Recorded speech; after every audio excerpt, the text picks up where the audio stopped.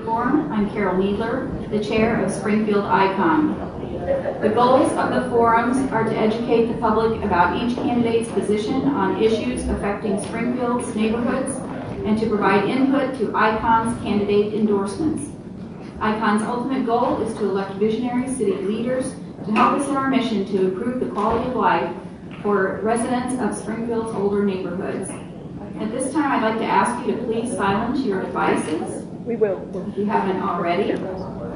And so all candidates from the City Council were invited, and I will introduce candidates participating tonight. And if you would please stand when I say your name, assuming you're seated or yet. And I apologize that we're pretty cozy tonight.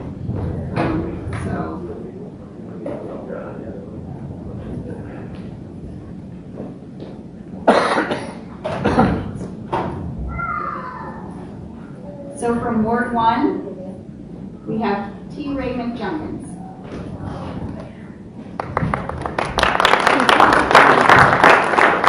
From Ward 2, Willie Sean Gregory. From Ward 2, Alderman Herman C. Knorr. Ward 2, Tom Schaefer. Ward 2, Gail Simpson. Ward 3, Alderwoman Doris Turner.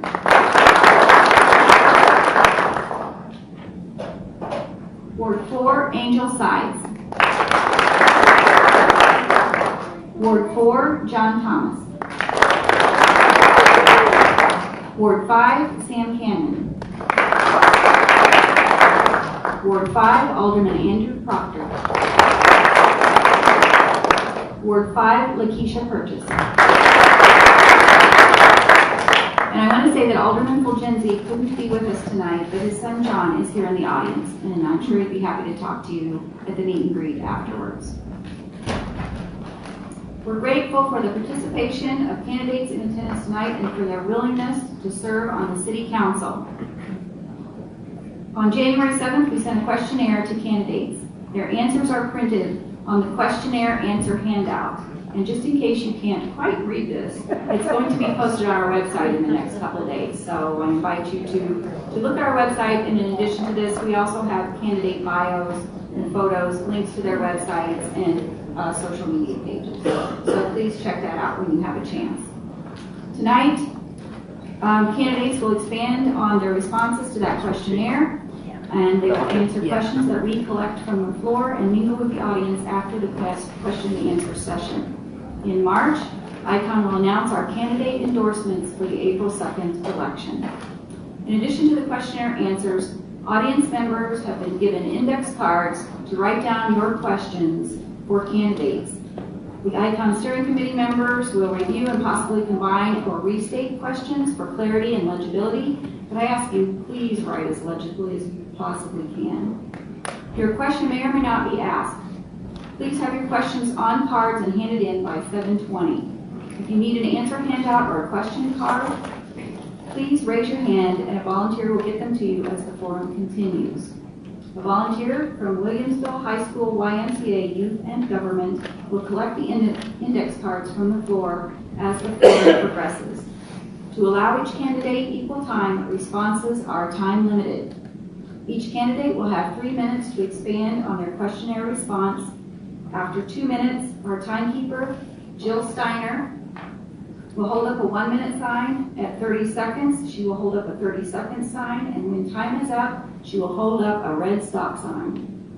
After all candidates have had their 3 minutes, each candidate will have an additional 1 minute to add to their previous statement. The timekeeper will hold up a 10-second sign and then a stop sign. Once the timekeeper raises the red stop sign, the candidate may finish their sentence, but then they must stop. The moderator will present floor questions to the candidates. Each candidate who raises their hand will have 30 seconds to answer after being recognized by the moderator. The timekeeper will hold up the 10-second card, then the stop sign. The number of candidates who wish to answer will determine the number of floor questions presented in the time allotted. I emphasize that this is a forum and not a debate. Candidates should focus on their own platform and avoid discussing their opponents. We wish we could allow each candidate more time to explain their position in detail on each question. Candidates who would like to further explain their position can email ICON and we will add it to our website, springfieldicon.org. Around 8:30, we'll wrap up the Q&A with a short closing, and then we'll have an informal meet and greet until 9 p.m. Our moderator tonight and tomorrow night is John Spence-Burke, President and CEO of the Community Foundation for the Land of Lincoln. We very much appreciate having John as our moderator. Thank you, John.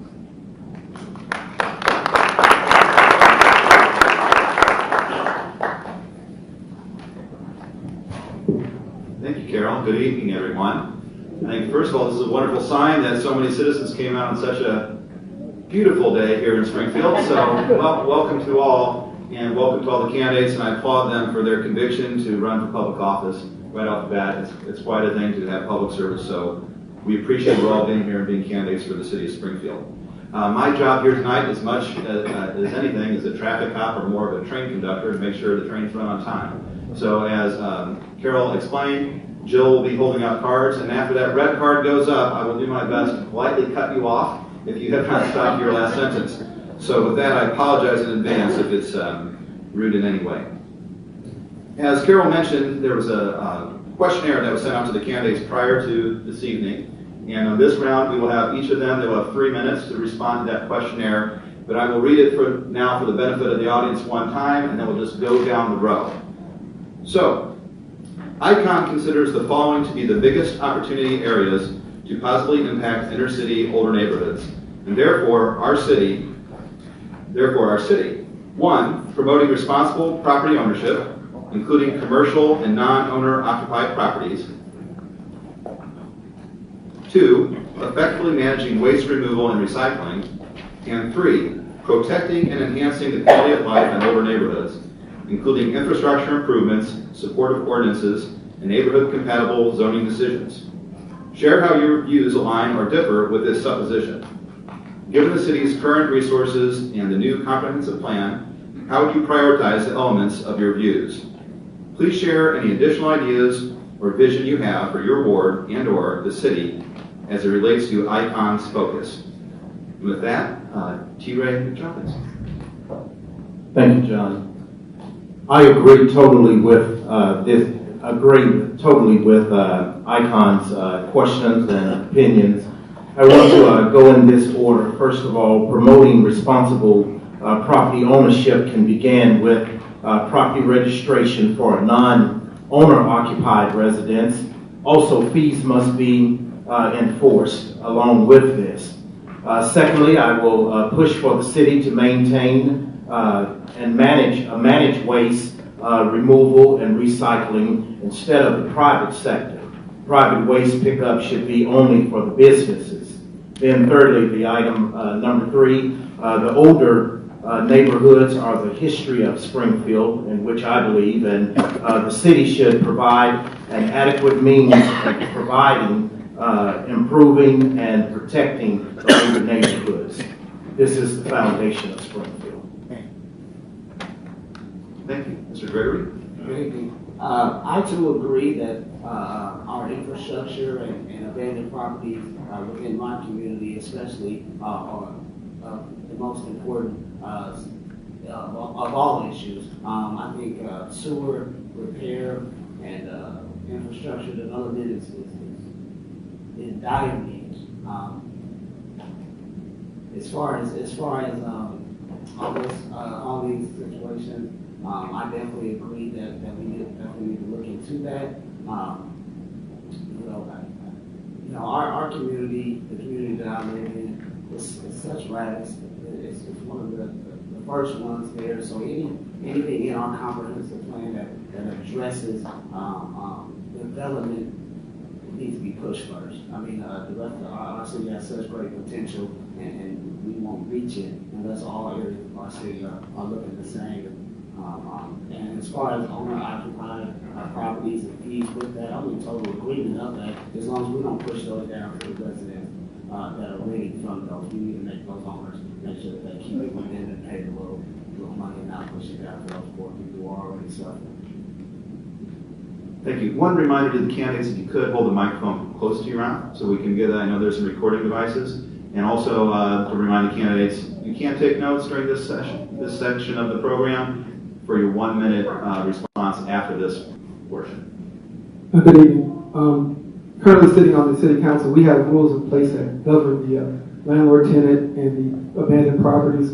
One thing I'm pushing for mayor on the city council now is for these properties that we have a lot of in Ward 2, if you live next door to a vacant property, that you be given first choice to purchase that property so that it can become a part of your land, because a lot of those property owners now are taking care of those properties. With the waste removal, we have a contract in place with the current waste haulers where they're supposed to pick up the large items that are left, and the U.S. homeowners and constituents have the right to call and get 3 large item pickups every year. And a lot of us don't know that, and a lot of us don't use that service, so you do have the right to call your waste hauler and arrange for those pickups during the year. Quality of life is we have to let each person know that they are important to the community and important to the city of Springfield, and we need to just instill that in them more so that they want to become. And we need citizens to get out and come to more forums like this, to come to the city council and find out what the rules and regulations are, what are the specifications, what does the city code allow for, and take part in those things. So the more knowledge you have, the more you can, and the more you educate yourself, the better off you'll be as a citizen. As far as the comprehensive plan, that plan was done in 2017, and it's a 20-year plan, and in it, it allots for how Springfield is going to grow, and it controls the land usage that we're going to come and that could possibly happen in Springfield. One of the things that the Springfield Regional Planning Commission has done in the study is they found out that Springfield has a negative 2% population growth, and one thing I'm working on with AARP is and I passed a resolution with the city council is to make Springfield an age-friendly living community. A lot of our seniors are an important resource. They have resources that they can share with others, and we need to keep them living in Springfield instead of having them move to Florida and California and Arizona. So we need to start building a community within the community so that there's the medical and the recreational, and there's the business and the commercial real estate retail places that they can go. They don't have to get on a bus and travel. Maybe they can walk or ride a bike, or possibly even an area where they can have a golf cart and ride a golf cart to and from where they need to go.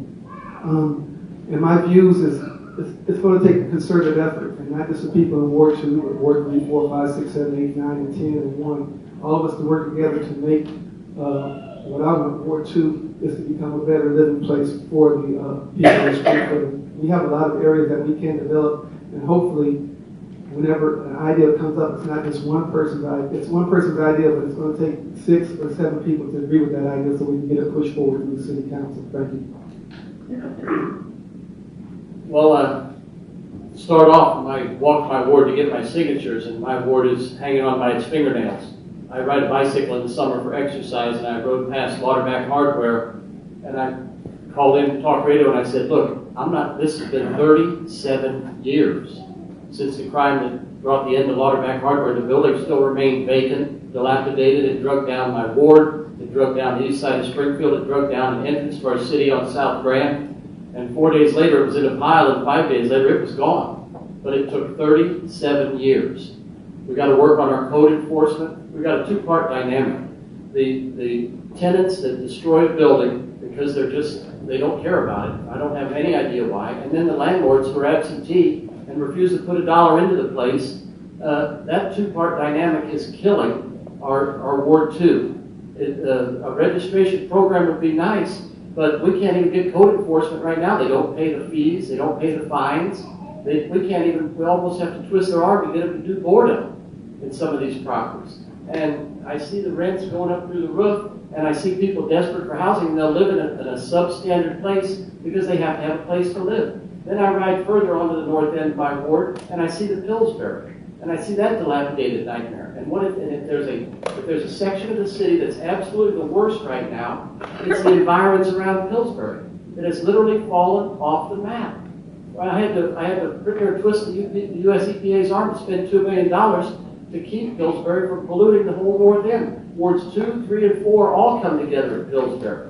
All those residents were at risk for that unlawful asbestos release. So You know, the landfill charges $90 to throw away a mattress. If you show up at the landfill with a pickup truck with one bag of garbage in it, it's still $90. We have to work with the landfill and these tipping fees. It's what results in our fly dumping. The people do not have the money to throw away their trash legally. They don't take advantage of a good city program of the large item pickup. And the landfill fees are outrageous. And what we end up with is an east side of Springfield, including almost all of Ward 2, that is fly dumped on continuously. We try ward cleanups. They work. They're successful. And a week later, it's right back to the way it was. So it's not a zoning issue. Ward 2 is almost all residential. From Bud Park to Pillsbury, 11th to 18th, that's a residential area. People live there. It's never going to be a commercial area. When they say we're going to try to bring jobs to the east side, I want to see the east side go to where the jobs are and be hired fairly. We have a multitude of problems. If anything, if Springfield is sick, Ward 2 has pneumonia. And so our housing stock is aged, and if there's problems in the rest of the city, they are magnified and multiplied in Ward 2. And my work after 37 years to get Lauderback Hardware demolished is just the tip of the iceberg. We need tremendous work ahead of us.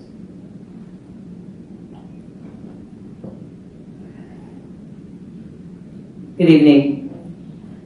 During my 8 years as Ward 2 Alderman, I've used my voice in efforts to improve the quality of life for residents in Ward 2. Absent and irresponsible landlords, individuals wanting licenses for liquor stores, convenience stores, and taverns to be the economic development engine in Ward 2 were issues front and center on my agenda, and it still is.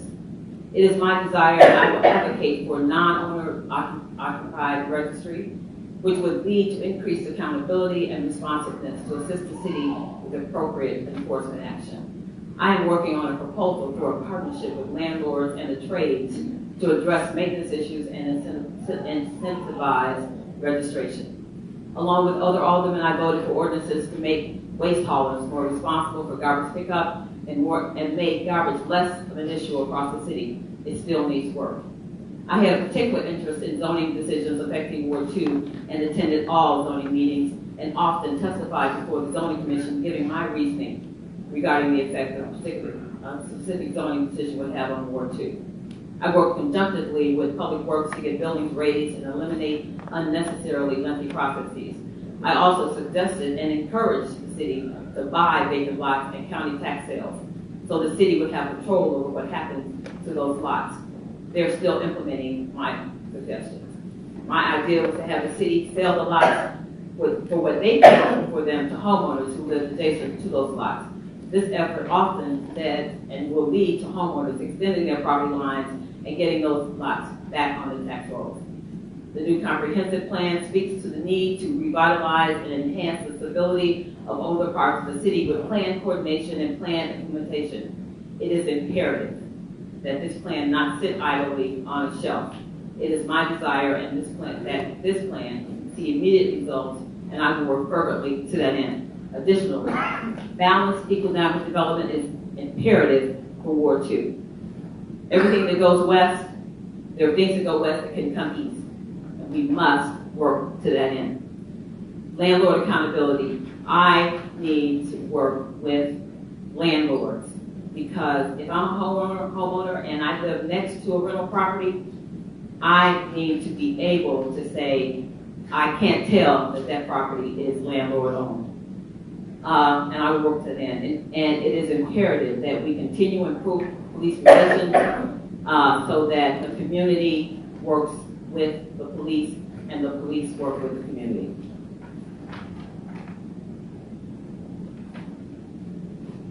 Good afternoon. I always enjoy an opportunity to talk about Ward 3 and the exciting things that are going on over there. I know that people often don't look at Wards 2 and 3 and 4 as the older neighborhoods as having a lot of potential and a lot of history, but I differ with that. I have lived my entire adult life in Ward 3 because I choose to live there. And I want it to be the best that it can possibly be, and that's why I'm excited to be the Ward 3 representative on the City Council for the past 8 years. During that time, I have always been in support and advocated for the same issues that ICON has advocated and supported for because I believe in what they do, because I think that they work for the betterment of our older neighborhoods, and we do need advocates, not only within elected offices, but outside of elected offices to make that happen. From my time I started on the city council, I worked very hard to support and pass ordinances that would put those things into a historic perspective, so that once I'm gone, the issues that I support and I feel strongly about will not be gone. So one of the first ordinances that I passed was the boarded up and abandoned buildings ordinance that put a very specific time limit on how long a building can be abandoned and boarded up. And it also attached specific fees that owners of those buildings had to pay, so that they couldn't just sit there and while paying those fees, that's a more of an incentive for someone to do something about that building, because it's more advantageous to get the building up and running or either have it raised and to continue to pay the fees. And there was a 3-year limit placed on that. So before I came, you would see boarded up and abandoned buildings that would sit for decades, and now that doesn't happen anymore. The other thing that is one of the major issues in the older neighborhoods is infrastructure. There are significant needs because we are older neighborhood, and oftentimes we do a lot of patchwork simply because of our budget. There are many needs and there are many things that we would like to do, but we just don't have the money to do it. So what I did to address that budgetary issue is several years ago, there was a video gaming ordinance that was passed. And I withheld my support and coordinated with other aldermen to withhold their support of that ordinance until we placed an amendment on that ordinance that said all of the money that was that we received by benefit of video gaming would go into a dedicated infrastructure line item, so that money can only be used for infrastructure. My time is up. Thank you.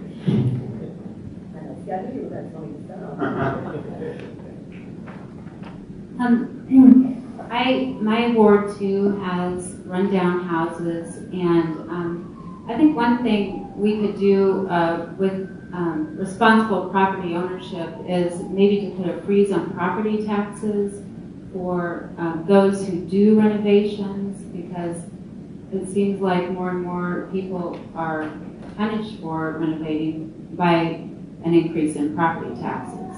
As far as managing and waste removal, I've been looking into a program that's a bottle deposit recycling program, and that is you have machines that are called reverse vending machines. Instead of putting a quarter in and getting something out, you can scan a barcode and get a nickel back.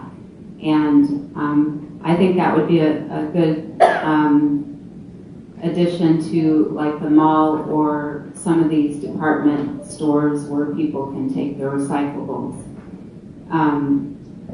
But there's a lot of problems and people complaining as I go door to door about snow and ice and our sewer systems and drainage.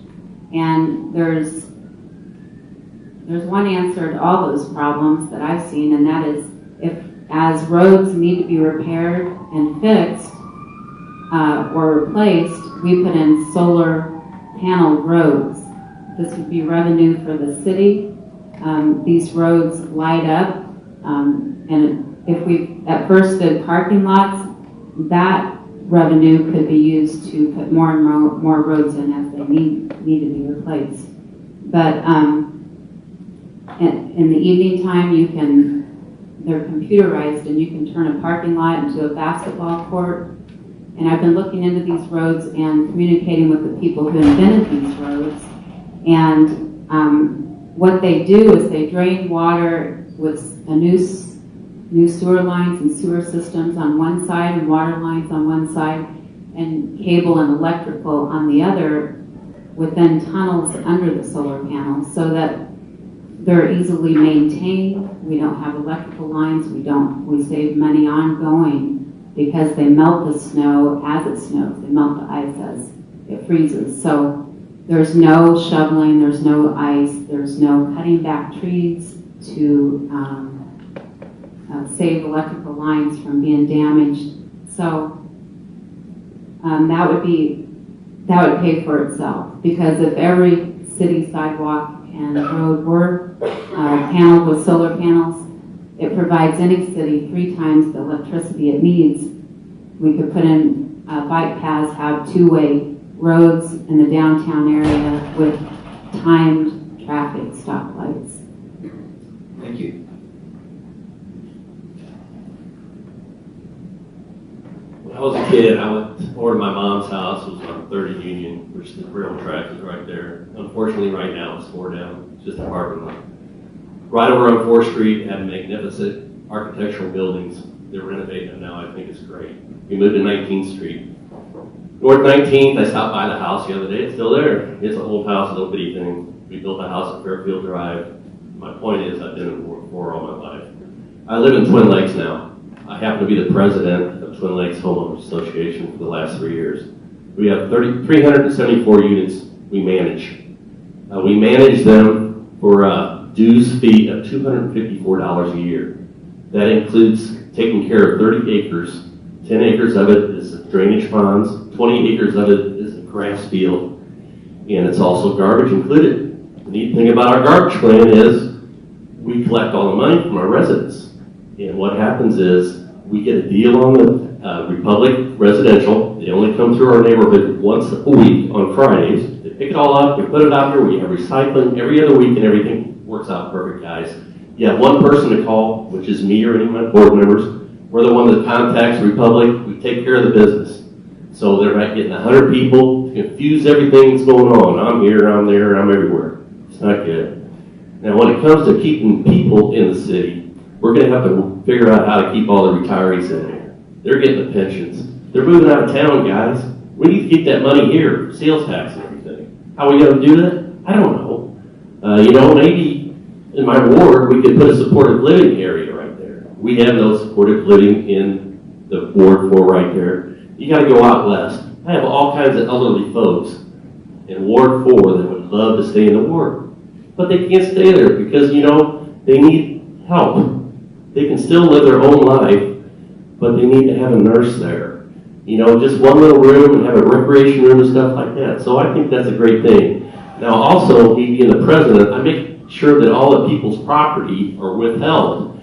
Now you start putting shacks in your backyard, or bad sheds, or junkyard and everything. What's that do? Your property value goes down. We don't want our property values to go down. We want our property values to go up. That's why we buy a major asset that we do, a home. And then with some of the people, our renters, we definitely need renter registration. I need to know how to get a hold of these people in the house, not just to get a hold of the homeowners, to ask them where my due money is. If there's something on their property needs to get rid of, I want to call them up and say, hey guys, your next door neighbor called me up complaining about that junk in your backyard. I think you might want to pick it up. Let's work together. That's why I'm doing this. I want to work together with the whole city of Springfield. I want to work together with all the aldermen. I want to get stuff done. I just don't want to do ideas. I'm a fixer. I want to fix things. Thank you very much.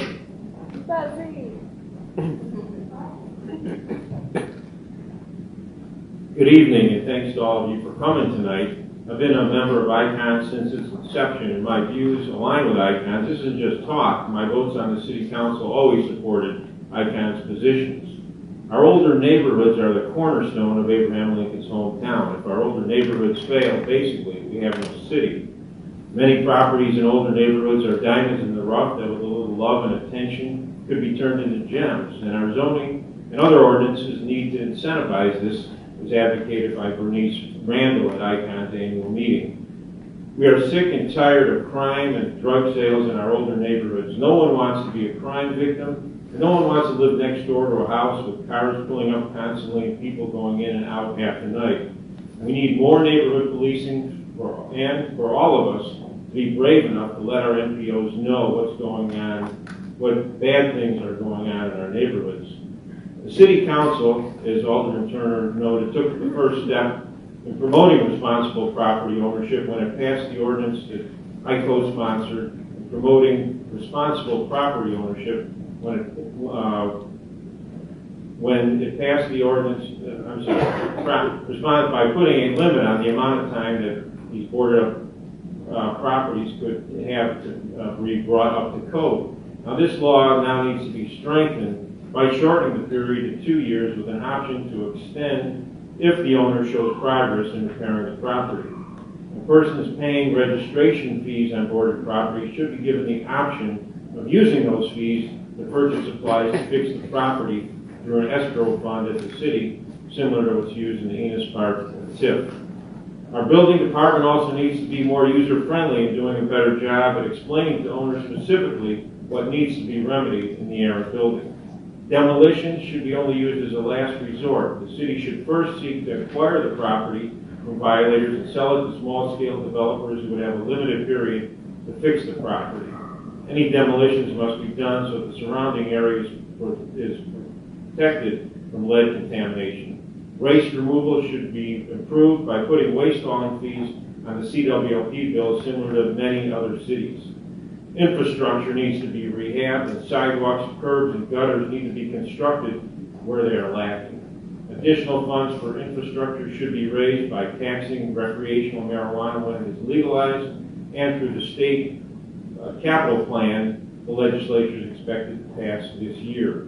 For Ward 5, the city should seek an extension of the expiring Enos Park TIF, which has been a great help in rehabilitating this gem of a neighborhood. And a new TIF should be created along the North Grand Avenue business corridor, similar to the MacArthur Avenue TIF. Thank you. Good evening. My name is Andrew Proctor. I'm the Alderman for Ward 5. It's good to see so many familiar faces here. I live in Enos Park, as many of you know, and so I see the issues of the older neighborhoods, and I also see the potential and the promise older neighborhoods have in Springfield. So with that, many of my positions align perfectly with ICON. I work closely with them on a number of issues throughout the years, last 4 years. I look forward to continue that going forward. When I ran for Alderman the first time, it was to the goals of revitalizing our neighborhoods, reduce crime, improve streets and sidewalks, and help bring jobs to Springfield. And we have done that. We've got results on those main issues that we've campaigned on and talked about. We expanded the TIF program in Enos Park so actual homeowners can do exterior renovations of themselves. We increased veteran housing opportunities throughout the area. We got new businesses in downtown Springfield. We started the land bank process. It's in its technical position right now. We look forward to formalizing that process going forward. We started a cash for trash program, and so that we clean up our alleys and nonprofits can participate in that. We're going to do a quiet zone on the 3rd Street Rail Corridor so it enhance the little neighborhoods there. And then we're also doing the YMCA to the north end, Enos Park and Lincoln Park area. Reduce crime. We've closed about 15, working closely with the neighborhood police officers and the police department, closed 15 drug houses in Ward 5 alone in 2018, which I think is pretty impressive. We work with the neighborhood police officers to tackle problem properties that we dealt with. We've got a number of people that have caused issues in the neighborhood because their tenants who moved out and relocated. We also worked with people who needed housing. We found them housing opportunities. They came out of high rise, and so we worked with landlords to find them for apartments. We got the homeless outreach officer so that he can help with the homeless individuals in Springfield, because the biggest issue that they need help, and the homeless outreach officer will make sure they get connected to the services they need in healthcare services and housing. We've improved our streets and sidewalks throughout the ward. We've done about $90 million improvement throughout the city. We have sewer improvements we've done downtown, and we have more work to do. We're also looking at pushing the streetscape for North Grand to improve North Grand Avenue. And we'll help bring jobs to Springfield. So we run the EDC, which is its sole focus will be to help bring new jobs to Springfield. And good paying jobs, manufacturing jobs, will be their sole focus. Local hiring, so that more people in Springfield get local hiring on public works projects. And also improve the position of the utility so that they can act as incentives to help attract businesses to Springfield. And also work with Alderman Doris Turner to bring the AmeriCorps program to Springfield. We're one of the few cities in the state of Illinois that actually have an active AmeriCorps program with help to our youth. And with that, my goals are to continue to advocate for the neighborhoods, and then one big push I want to do is for Vinegar Hill to bring a TIF district into Vinegar Hill that's modeled off Venus Park, because Vinegar Hill needs help, and I want to provide that help by doing either expand a TIF district or create a new TIF district, bring those programs to Vinegar Hill neighborhood. Thank you. Good evening.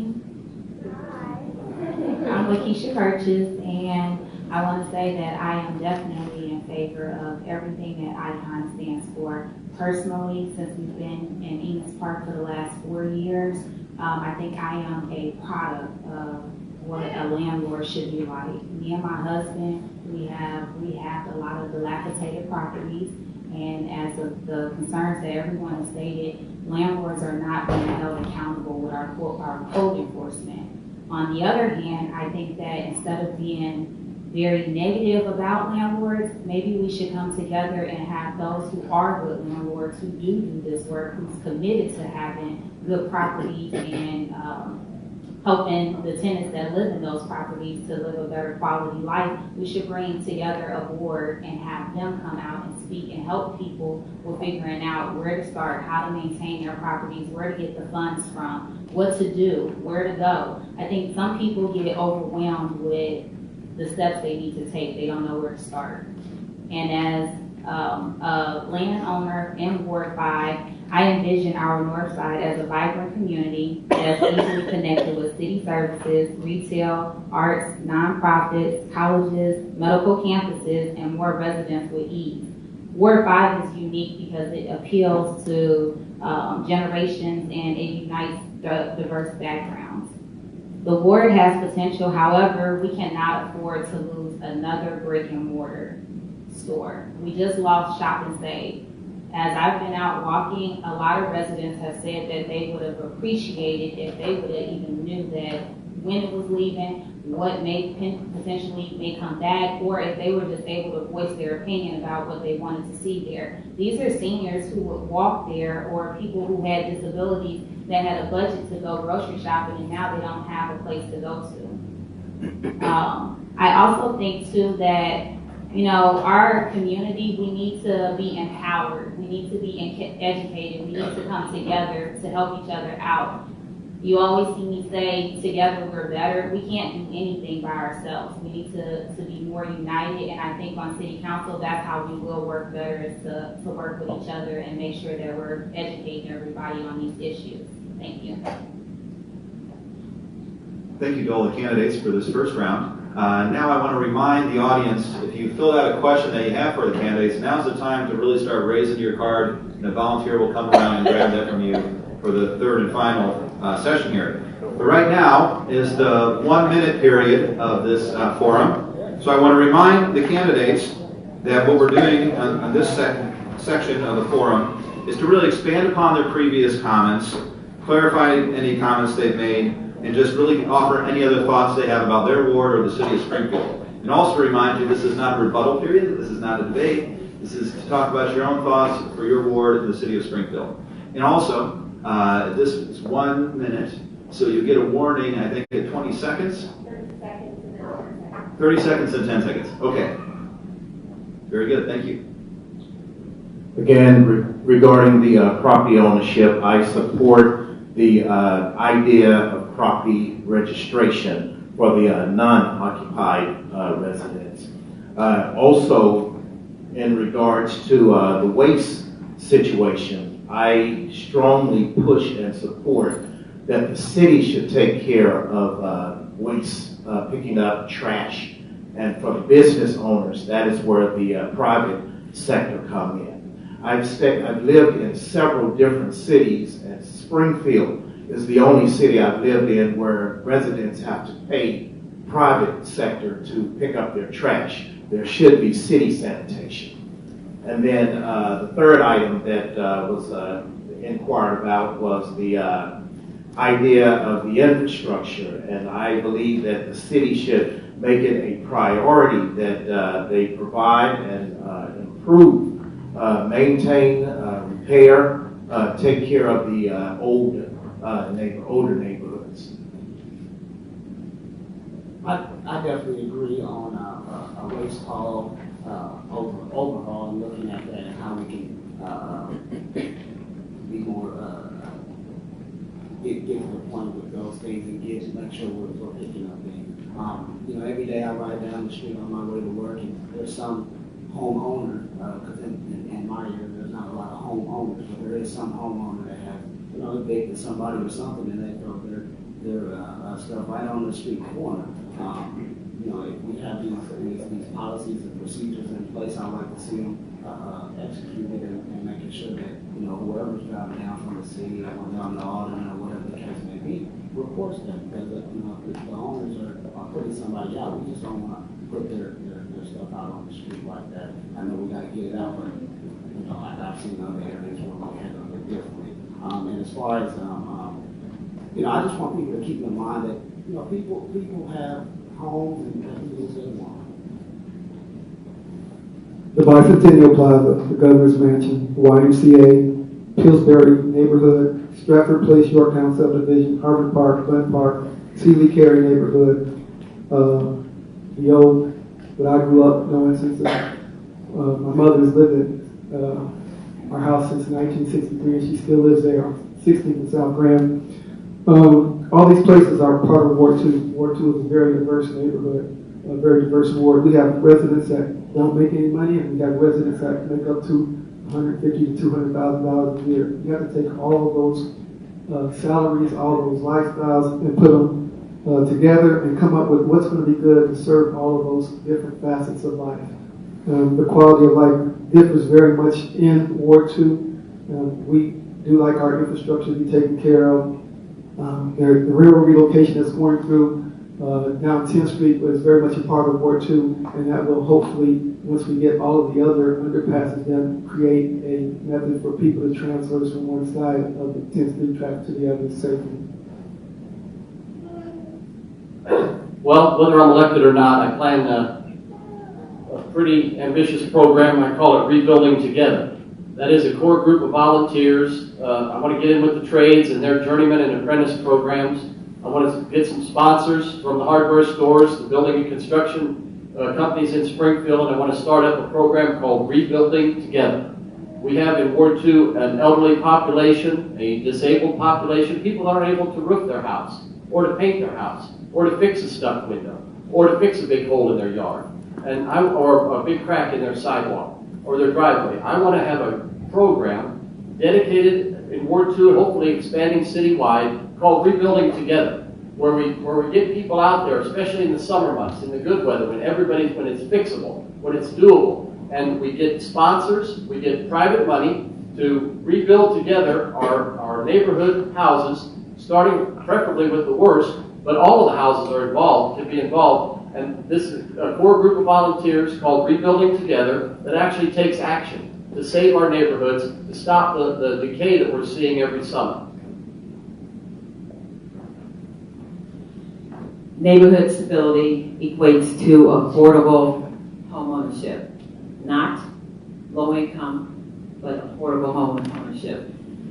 It's all about the quality of life for residents in Ward 2. I am excited about the about the decision and efforts to extend the boundaries of Far East Side TIF, to take it to 10th Street, which will include 11th Street. And if we're talking about the multimodal facility, there are so many, I believe, opportunities that comes with that. And home ownership, it's about rooftops. Thank you. One of the great things about being able to represent Ward 3 for the past 8 years is the fact that I have been able to look at the issues that that we identify as being problems, and then setting about to do something to take care of those problems. So we talk about the problems with the waste management and the way that the garbage is picked up. So we all know that there are people throughout our community that do not have garbage pickup on a regular basis. So now, for those individuals that are the most egregious, those will be put on their CWRP bill because everybody has to have electric service. So those are put on the CWOP bill. That was I pushed that through. The other thing that we talk about is the individuals who live in our area, in our neighborhoods, that are homeowners and may not have the means to do minor upkeep on their homes. And so if you look at the far east side tip, it's mostly, most of that money that goes in there is from homeowners. And so I passed an ordinance that people can access that tip money in order to do minor repairs to their homes. I think there's a lot of work that needs to be done in our city, and there's been a lot of complaints going door to door. But I've looked, what do other communities do for revenue? For example, Chattanooga, Tennessee, they took over their broadband internet networks, providing, faster, more affordable internet, expanding coverage, and most importantly, securing net neutrality. And this is a really important issue I think Springfield should also look into, because when you don't have net neutrality, you don't have freedom of speech. It's my right, if I want to organize a protest, whether it counters big business or government, but what could happen is I could organize an event, you wouldn't be able to see it. You could RSVP and I wouldn't be able to see it. If you don't want our country to turn into North Korea, then we need to maintain our net neutrality, which will also... Go ahead. I'm sorry. Just go ahead and finish that sentence, please. Put small businesses under, they'd be overshadowed by big businesses, and we wouldn't any longer, we'd maybe have to pay extra for applications such as Facebook and Twitter. Thank you. Okay. So everybody wants the city to pick up the garbage. How'd they do with the leaf pickup? By the time it got to my house, the bottom of the bay was about rotten out. So, you might want to consider that. Next thing, our Route 66, my alderman has made a step forward for that, and I applaud him, and I will extend that too. Tourism is huge around here. This is big money, guys. And the fairgrounds is getting overtaken right now. We need to get prepared for this. We got to get the horse shows back there. We got to get all these people from out of town. We got to get them buying gas. We got to get them to restaurants. We got to go to Walmart. I don't care where they go. It's all about tax money here. It's all about creating money. We can't just keep spending money we don't have. And the money we do have, we got to manage properly. I'm so tired of it. We got people out on the street working on roads that are, one guy's working for them's looking at it. Come on, guys. Who's protecting them? Get out there and tell them, get off your butts and get working. Let's get this job going. Get the next one. Thank you. Amen. Keisha Purchase is right. The closure of Shop and Save was a terrible blow to our neighborhood. But 4 years ago, I advocated the creation of a North Grand Avenue tip. Now, had that been in place, maybe the incentive would have been there to keep the Shop and Save open, or to get a new business to move in there right away. And my 4 years off the city council has given me a perspective of how people look at it from the outside. I've had the opportunity to represent as a lawyer a lot of property owners who've had problems with the city with vacant registered properties, and that's why I say the building department has to do a better job of explaining the problems with these properties. A lot of these owners, it's gobbledygook what they get from the city as to what the problem is, and they have a financial struggle just to make pay the registration fees, let alone pay to fix the house. That's why I say let's put the registration fees in a escrow fund, like is done in the Enos Park tip for the exterior rehab program, and let the owners use that money to repair the property. After all, that's what we're trying to do with this whole program: get the properties fixed up, not penalize the owners. Thank you. Thank you. I think that Springfield is ready for the next round of infrastructure modernization. I walk in the ward and I see streets that don't have gutters. I see streets that are just oil and chip, and they need to be asphalt, they need to be paved. A number of the residents in that area, they deserve these improved streets and sidewalks. And so it's time that we start for another round of modernization of our infrastructure, because that's the greatest need we've We've done a lot in the last 4 years to make sure that what we currently have has been well maintained, and we are expanding on that, but I think it's time for the next round of infrastructure modernization, so we look at funding for that. I think we need to continue the conversation about having a city planner in Springfield, because the biggest thing I hear about sometimes in Springfield is, what's the direction? I just don't get the sense of what the direction is. And it would be good to have a city planner who's not a political appointee of the city, but it would be a full-time position, almost the equivalent of a city manager. And then every day that they wake up, their whole mission would be, am I making Springfield continue one step further? And am I doing my job? And I think that's that we need to get that going and have that funded position in this next budget. Thank you. I want to touch on, in our ward, we have a high non-owner occupied housing issue requiring due diligence to ensure that landlords maintain these properties. If the city doesn't enforce, they enforce for some and don't enforce for others, we're inconsistent. We have to be consistent across the board. The city needs to be more a part of the solution by providing all residents, landlords, smooth path to renovation and repairs. When me and my husband first started renovating some of these properties, we had issues with permits. We had issues with the time frame that we had to have it done. We need to be able to create a smooth process for them and feel inviting instead of always stop, no. Be more inviting, entice the process so people can feel like it's an easy, smooth process. Thank you. Okay, thank you all. Now we're going to just have to play a little baton handing off to this part of the forum, because we have questions from the audience. And during this section of the program, if it relates to one ward specifically, we'll call on the candidates for that ward. If it's a general city question, we'll have you raise your hand. I'll call on you best I can. And when I can identify which is which, I'll try to do my best there. So this one's for any of the candidates. Oh, I should also mention you have 30 seconds in this round. Yeah. And the warning sign goes up at 10. You're all really cooperating well with that. Springfield has several large sites that are in need of some sort of development, redevelopment, or remediation. These include, but are not limited to, the Benedictine campus, the Pillsbury plant, a new baseball stadium and hockey arena, and Legacy Point. What will you do to promote these projects or others? Oh, show of hands. Sorry, Ms. Simpson, we'll go with Mr. Gregory first.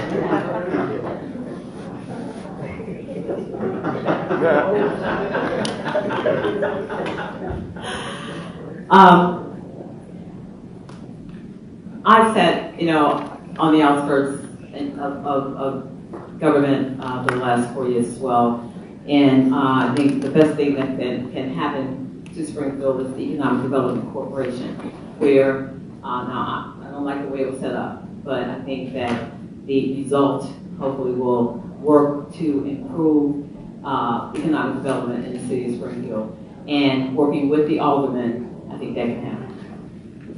Okay. Mr. Gregory?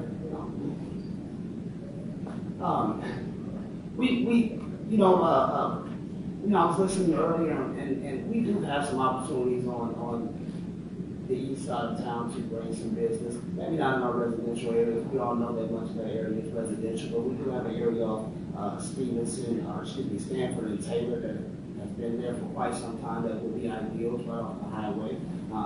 We also have a underused baseball stadium over there that can use some much needed renovation as well. So the things are there. We need to put the money there. Mr. Schaefer?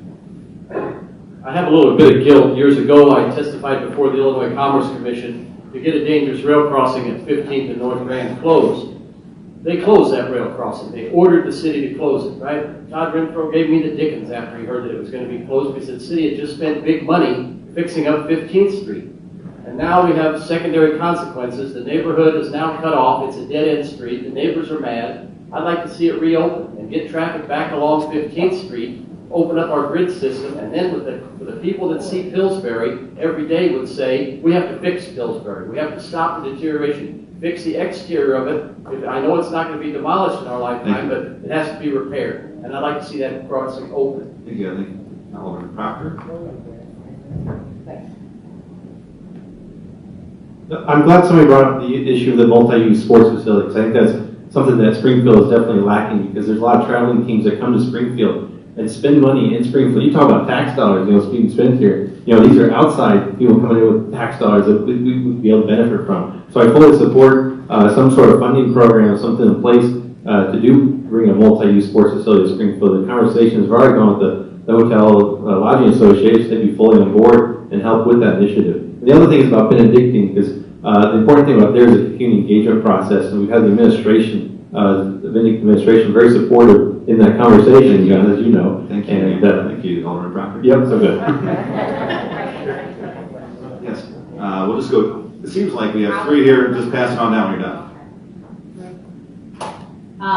As far as the Benedictine project, I feel that it should be another educational institution. And as I've been walking, that's what more of those neighbors in Lincoln Park would like to see. We don't maybe look for IT institute to come here. Just something different and unique, and we need to think outside of the box. So as we come together and have forums, we can ask the community, what do you want to see here? And then as your elected official, it's our job to pick up the phone and start calling people in other areas to bring them here and invite them for a meeting. Thank you. Well, I attended the annual meeting of the new Lincoln Land Economic Development Commission on that coldest day of the year on Wednesday morning last week, and the new executive director said that one of the problems with marketing Benedictine, which happens to be in Ward 5, is that there wasn't a local realtor, so it wasn't on a local MLS listing. So we need to do a better job marketing that, and I think that would be a good subject for the capital plan that the legislature's now considering, or is probably about to pass. So, thank you. Thank you. Mr. Thomas? Yeah, I own E. Thomas Garage, so I have all my customers come in here and we talk here and there and everything. And I happen to have one customer that has the blueprints for the Pillsbury Mill. And he said, you think those silos are really thick and everything, but they're no thicker than a sidewalk. He says it can be brought down. Of course, we have the asbestos problem right there. Tom Schaefer called me up. We discussed this a little bit one night and everything. And I think it's a nuisance over there, and that's some valuable property. If we could ever bring that down, I think we could really use that to our benefit. Thanks. Yeah, I mean, I think we could get the money to bring down the Pillsbury plant. We should. It's dangerous and it's ugly. With all the things I just mentioned, the solar roads, taking over the broadband network. Other communities have also taken over their waste and recycling services, and the community of San Francisco has implemented a global tax for big business. So I think some of these issues are very doable, and it can be done, and I think it should be left up, to the residents within the wards what they want to see done with some of these properties. Thank you. Just for point of clarification, the Pillsbury Mill site is one, that whole issue is one that I've been involved with for a number of years. And just for point of clarification, the city does not own that property.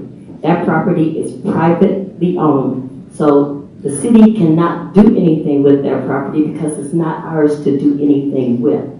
So what the city has done is what we should be doing is that we are providing, we did work with the US EPA to do the asbestos abatement, and we did get that done. And the other thing that we're doing is providing security around the building so that that's not an issue. But the city can't do anything with that building. Thank you. Anyone else on this question?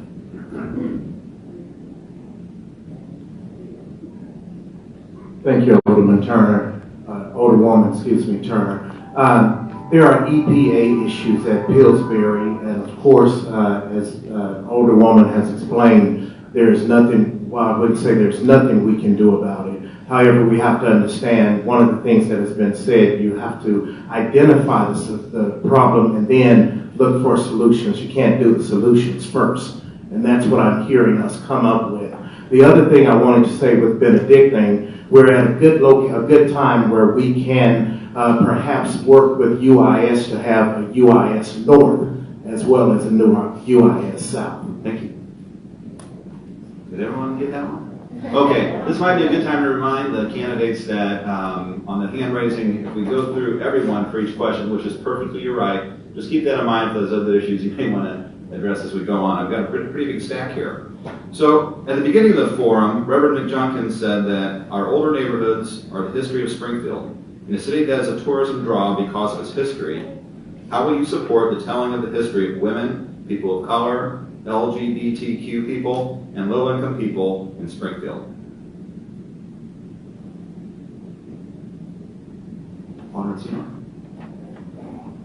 Just last night at the City Council, Floyd Mansberger was commissioned and did a study. He studied most of the east side of Springfield, which was bound on South Grand in the south and Carpenter Street on the north, and they came up with 37 properties that were deemed African American or black and have historical value. And we could reach more into that and ask him through his Fever River research to bring those properties to the forefront and get those stories told. And with this being Black History Month, I think it's only appropriate that that question was asked and we delve further into the history of those properties and what it would take to restore those properties. Thank you. Anyone else on this question? Mr. Cannon. Oh, sorry. Sorry. You're supposed to raise your hand. I agree with promoting the history of all these groups. I mean, Springfield is the place where the NAACP was founded. We have that, negative history of the race riots, but then the positive history of founding the NAACP. There's also a lot of Jewish history in the city. The founder of Sears, or one of the main persons in Sears, was from Springfield, Illinois, and created schools all across the South for African Americans back in the 30s. So we have a lot of history here that we need to promote. Now this. Springfield does have a rich history, and it's a history that not everybody knows. We can go back to the 1988 race riots. It's sad that there are many individuals in the city who aren't familiar with the aftermath of the 1908 race riots. The presentation that was had at the City Council last night was good, and there will be a continuing presentation on February 28th at the Carnegie Room at the Lincoln Library. Please come out and attend that. Great, thank you. I sit on the Historic Sites Commission, and when they came in and presented this information to us, I stated that, when you go to Chicago or you go to St. Louis, you go to other cities, they have something that's in the downtown area where it showcases who had this property, where is this located, just in case you want to have a tour. And I suggested that we should look into doing something like that. And so I will continue to keep pushing as long as I'm sitting on the Historic Sites Commission as an African American female, to promote our own people too.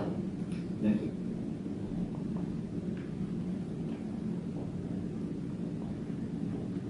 I will not only promote these fabulous celebrations, but I will continue to create them. I think we don't have a lot of those things. We need to continue to create them. So within our cities, as for our young people, it's always not about getting together as adults, but we need to bring our young people in and make sure that we're creating and teaching them their history and how they can live along. Great. All right. Anyone else on this question? Yes.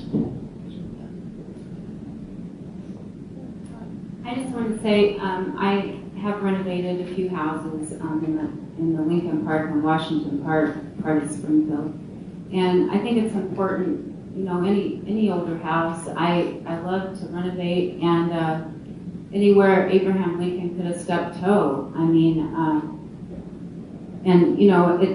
it's not tons of money when you resell, but if you think about it, if no one does this and no one puts out the money to renovate houses and keep our houses up, we kind of rot from the inside out. Thank you. Okay, next question. Many of our schools are in dire need of renovation or even replacement. What do you see as the city's role in helping District 186 improve its facilities and the education of Springfield's young people? I have a problem with some of the tests that were done on some of the water fountains in Springfield. They found 6 times the amount of lead that should have been in the water. think that's a real problem. I think there should have been mitigation done, but I mean, you can talk about, you know, older schools and they need improvement, but I think safety should be first and foremost. Thank you. Mr. Thompson? Yeah, I've already volunteered myself, if I do become alderman, and if they will let me in the place, to go in there and teach these kids respect. Let them know that they don't have to be technical geniuses to make it in today's society. Trades are huge. I am a tradesman. I've learned as I've gone along skills. I've learned my skills. I've made a pretty good living doing it.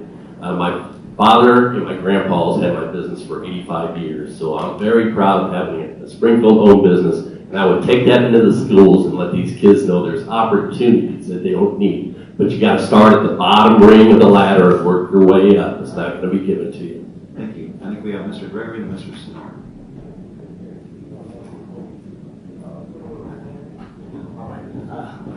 I think, you know, I coach at Southeast, and you know, it was the first time that I actually went inside the building and just walked around today. And, you know, for that to be one of our newer schools, high schools, I was really surprised of the structure. I do know that we recently passed a tax increase to help out those situations, renovation of field houses, and I think we need to continue to get more development within our schools.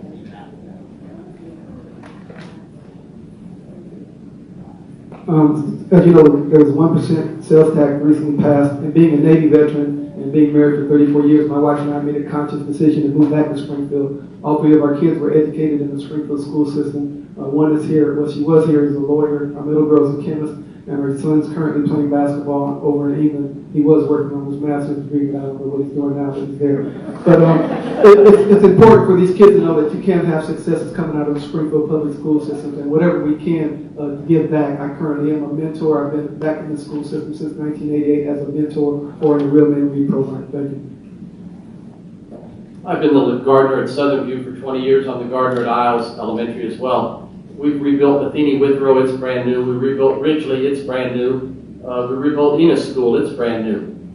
My father and my grandfather both went to Lamphere. The district is a mix of legacy and brand new. Safe schools are important, but we can't rebuild our whole district in 1 year. A good, well-built building, just because it's 50 years old, doesn't mean bad.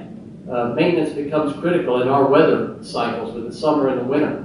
And thank you so very much.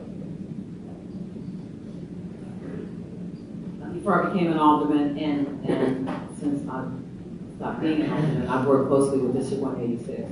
And I know that the additional 1% property tax, the superintendent and the school board is working to use most of that money for facility improvements. I will continue to work with them. Alderman Proctor. I think the number one thing we could do about our school district is talk positively about it and try to convince the realtors who sell homes in Springfield to also talk positively about District 186, because there's a lot of good things that happen at District 186 schools. I mean, to celebrate that. Then also, we need to have a training programs with the high schools, to the community colleges, to employment, because there are a number of jobs that I know about that are unfilled, especially at the state of Illinois, because they can't find qualified individuals. And if there's a pipeline training program, pipeline communication on what those skills and requirements are, start at this high school and go to community college, they'll find a job with the state of Illinois in Springfield. Thanks. Well, since the city and the school district are two separate taxing bodies, the city can't really appropriate its money for the school district to build buildings. What we can do as individuals is we can volunteer at the school district, and I worked as a reading mentor, volunteered as a reading mentor at the McClarendon Elementary School, so we can do things like that, and we can promote the schools, and because we do have some great schools in the Springfield School District, but you know, people talk them down, and we should really have a positive attitude about school districts, schools in our city. On the end, Ms. Burgess.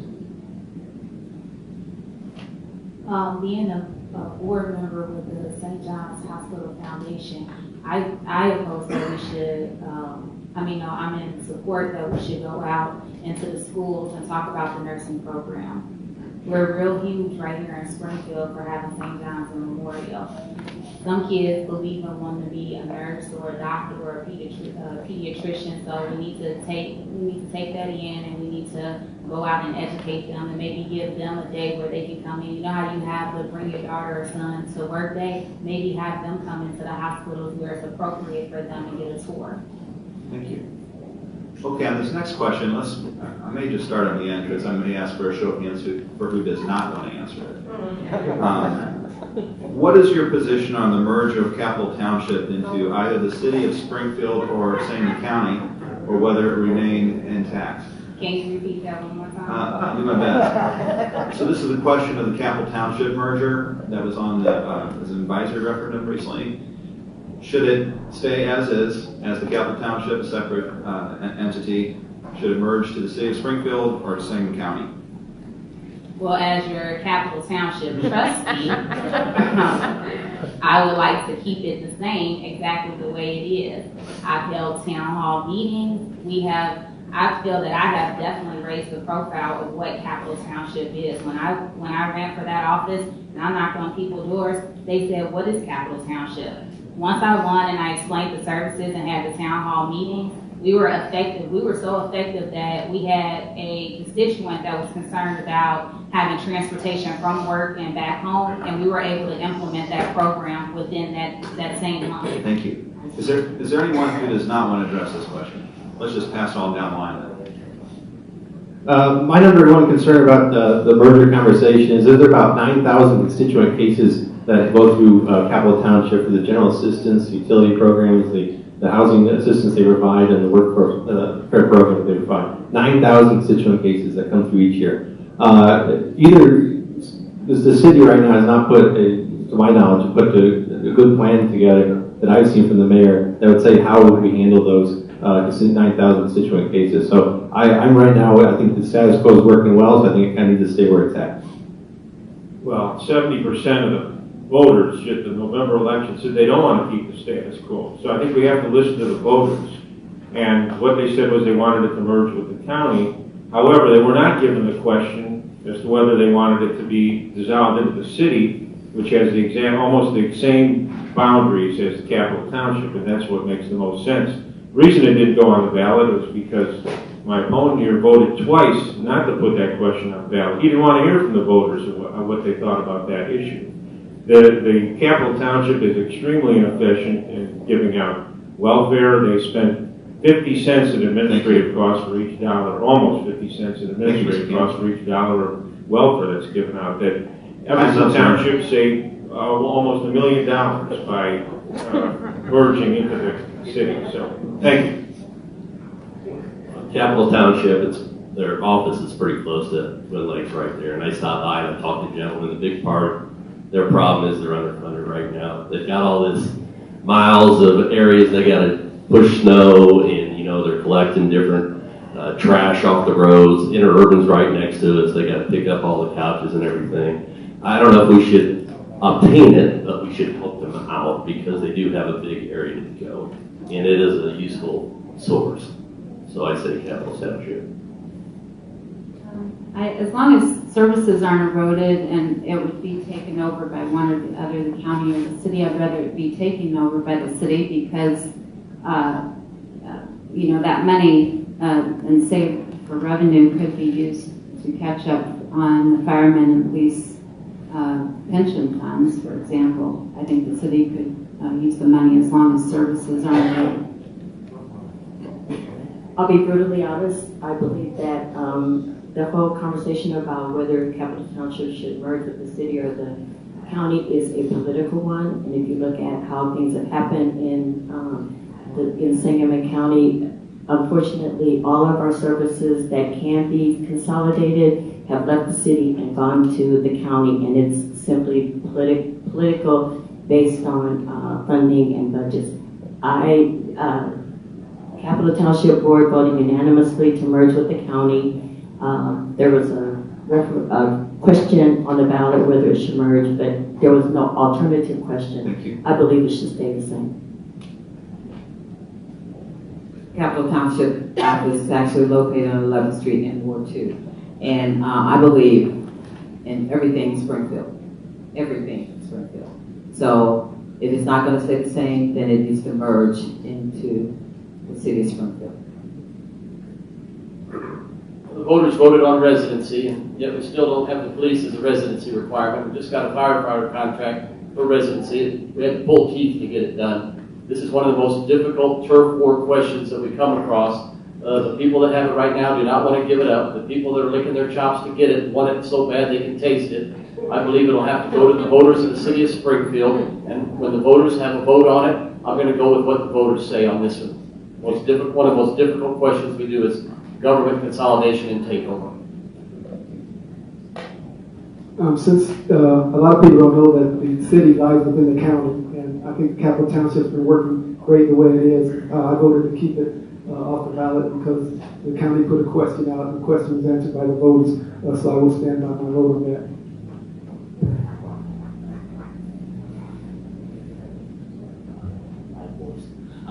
I myself, I would love to see it absorbed into the city. I feel like a lot of the constituents who use that are from the city. But you know, one thing I'm surprised I do agree with Mr. Schaefer on it is that I think the question needs to go on the books to see what the citizens want, and then we go from there. I you know, want what's best for the community and what the people want more so than what I think so myself.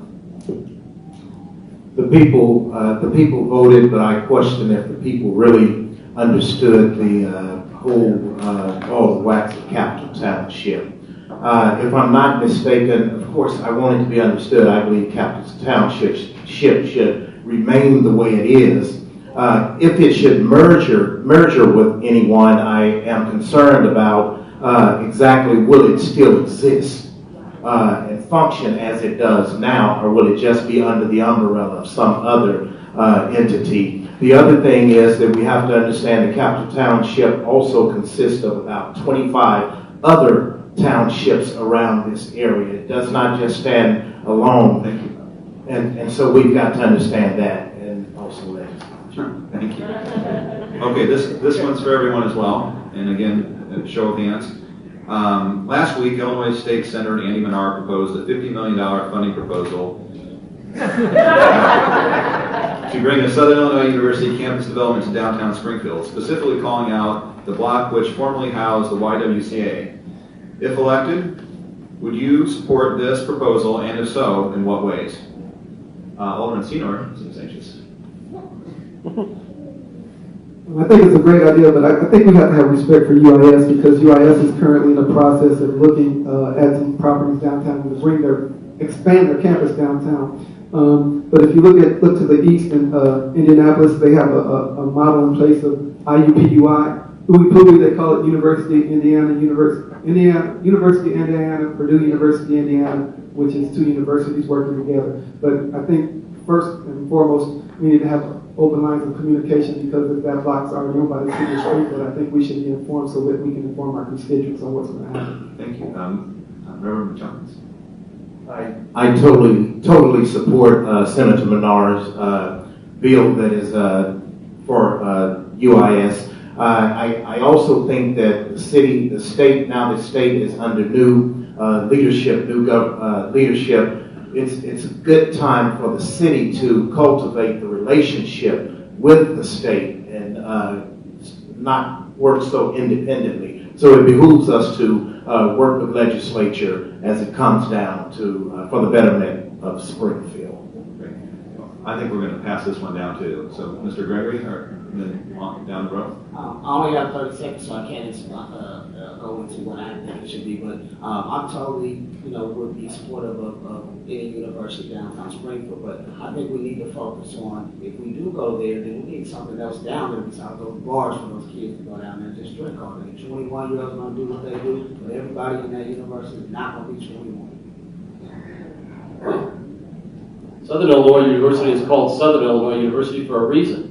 They've got two campuses down in Southern Illinois, Edwardsville and Carbondale. I've been to both of them. We worked hard to turn Sangamon State University into UIS. you're going to have to fish or cut bait on this one here. I'm not going to hold my breath and wait for $50 million for a state capital plan. Does anybody here not know about the state's finances? And you're going to hold your breath for $50 million in a capital plan? I don't think so. We worked hard to build up UIS. And I watched them build up Lincoln Land and UIS. I looked at both of them when I graduated from Lanphier. I'm going to support University of Illinois at Springfield. It has a gorgeous campus. It has my 100% support. Thank you. I think the idea of having a law school presence in the city of Springfield would be awesome. And I believe that Senator Menard would be willing to talk and have a conversation with the city and with UIS. So I think we need to work cooperatively to make sure that something good happens on that block. And to have both universities there would be a win-win for the city of Springfield. As you know, that block has since stagnant for a while we've been trying to figure out what to put on it. And I have full confidence in Senator Menard that if he has introduced this legislation and if he's standing by it, that money will come to Springfield in the capital bill, and we will see a law school affiliated with SIU on the Y block. You also have to understand that you can't mandate people to work with you. SIU has been advocating to come to Springfield and working with Senator Menard to make that happen. So that's who reached out to him. I don't know. I graduated from UIS, and it seems like that's enough school for Springfield, but I would like to research it better and just listen, to the residents who work for what they want, and find out how much revenue it could bring in. It seems like a lot of money maybe could be better spent. If a deal sounds too good, it usually isn't good. That's all I got to say. Benedictine's over there. We need to have a splash park. We need to have a movie theater. We need to have retail space down there. Just like when the Senate was downtown, we had Conn's Catering right next to it. He had hot dogs. He promoted his catering business. He was successful. People had something to do. Go downtown. Let's get back to old days, guys. Go to the grocery store. Go buy your food and cook it at home instead of going out to these restaurants. First of all, I want to thank Senator Menard for introducing that great bill and getting the conversation started. We did have a law school in Springfield years ago, maybe in the 50s or 60s, and many state capitals, I think most state capitals have a law school. I think it would be great if SIU opened a law school here in Springfield, but I was also pleased to read in the State Journal Register Sunday that both officials from both SIU and UIS expressed interest in working together. So I think we could use that block to build facility that could be used by both SIU, which does have a campus in Springfield at the medical school, and UIS. Thanks. Well, I think it's exciting that two large universities are fighting to come downtown. But do you think that would ever happen? But let's just not focus on the Y block. I think they need to work together. One focuses on fostering new development potential on the Y block. Law school.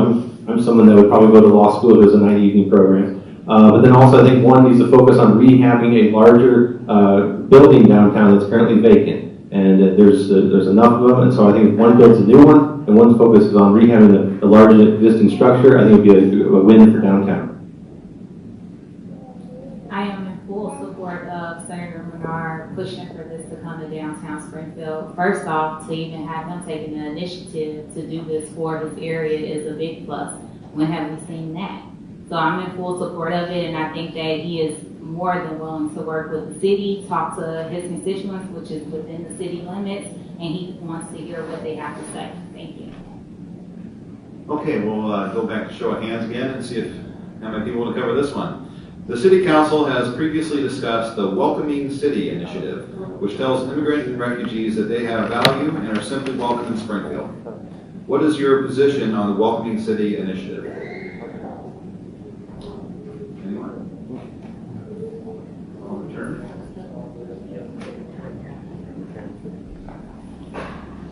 I am in support of the initiative. I actually attended initial meetings that got this whole initiative started, so I am in support.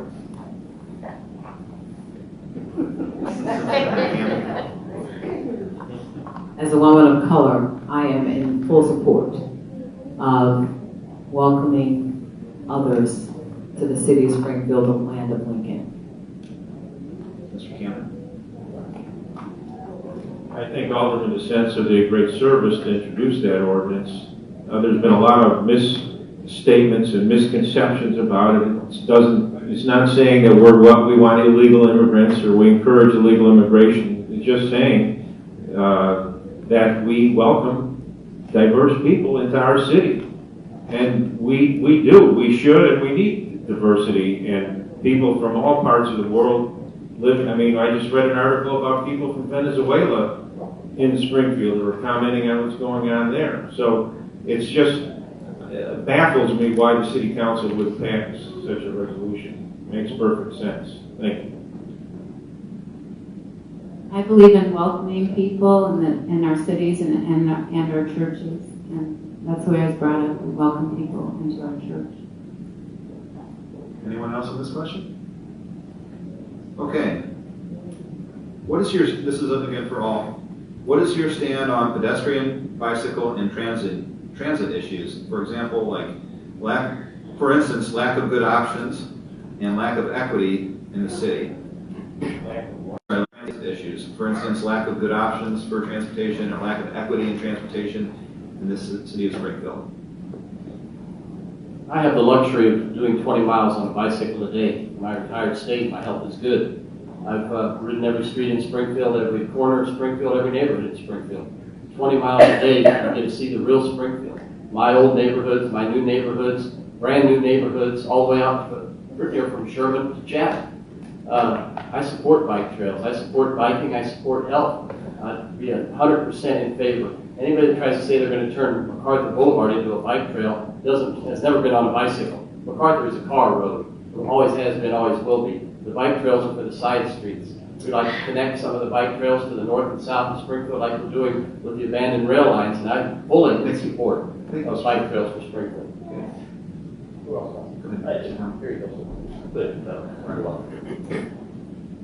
I asked for a map, 2012, of where the bike path should be. There's blue lines all over down Dirksen Parkway, not Dirksen Parkway, right in front of Menards. We have a 100-yard bike path right in front of Menards. That's all we got. The rest of the city has bike paths. I'm sure you haven't been on our bike path, Tom. I have. You get on Dirksen Parkway, those cars are scary. We're going to get killed out there, let alone not have a helmet on. We need a bike path in my ward, and that's my number one thing we need this bad. Well, I don't agree with everything the council does, but they did do a good thing last night when they passed an ordinance to create a bike share program with an outside vendor. So that's a good thing. And we also need, the next step would be to create a scooter share program that a lot of cities have. And we need to get into the 21st century in Springfield. Thank you. Just pass it on down. When the 3rd Street rail corridor eventually gets moved to 10th Street, I'd support putting a bike path down 3rd Street because that will act as a connector from the north part of town to the south and everything in between. And ideally, that will result in all the other bike paths being interconnected because when I go biking with Mike, who's 10-year-olds now, we put all the bikes in the car and get to the trailhead and then go. I would like to see where all the neighborhoods are connected to all the bike paths and so you can bike throughout the entire city.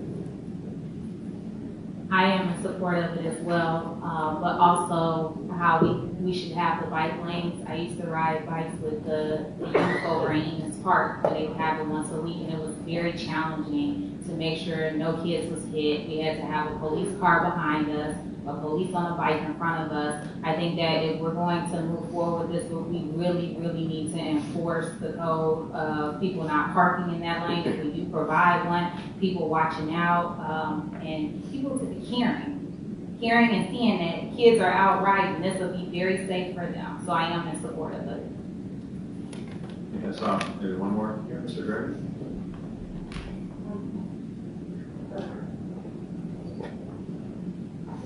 Yes, along with good bike trails and including some out west, our new bus route, I like to applaud them on that. On a cold morning, I did take the bus. So a lot of times you have to get out here and really see what changes you're making and see how it affects people. A little bit longer, but, you know, we have primarily new buses and things, and, you know, I really had a good time just doing something different and just seeing what other people. I would like to see a little more shelter for them, for the people who do ride the bus, though.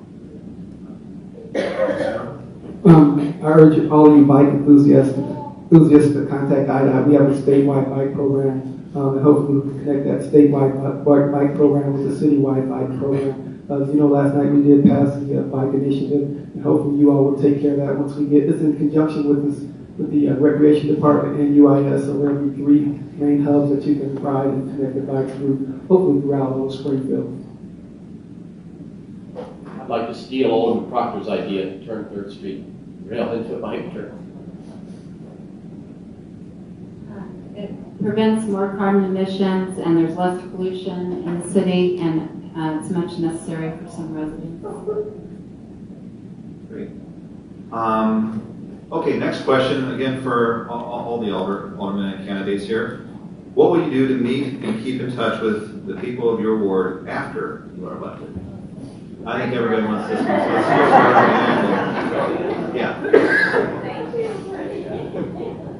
As I have stated, while I've been out walking, most of our constituents in Ward 5 has been concerned with not seeing their alderman over the past 4 years, or not even recognizing who their alderman is. I said, you know, I like to work out. So in the summer times, it's real easy to go and knock on your doors. When have we seen an anonymous survey given out?